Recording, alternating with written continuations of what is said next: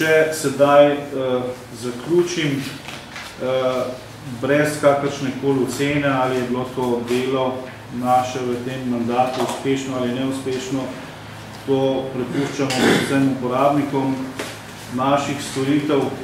Bi rekel, da je sektor, kot sem že povedal, vključen v skupno kmetijsko politiko Evropske unije in da je verjetno zadnja faza v tem procesu bila tudi to predsedovanje, ki smo ga opravili. Pomembno je, da ima kmetijski sektor tudi enake pogoje za kmetovanje kot stare države članice.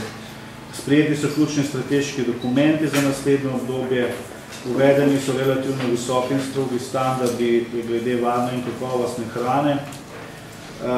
Uvedli smo spremembe, ki pripomore k boljšemu in učinkovitejšemu gospodarjenju z gozdovi. Ohranili smo sistem trajnostnega upravljanja z divjadjo. Ažurno smo se poskušali odzivati na nepredvidene dogodke, predvsem naravne nesreče, in glede tega sprejeli tudi politično platformo, na osnovi katere bomo ravnali v bodoče.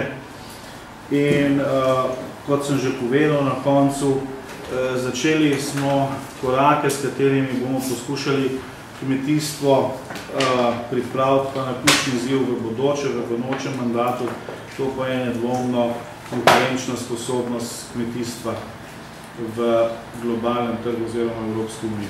Hvala lepa.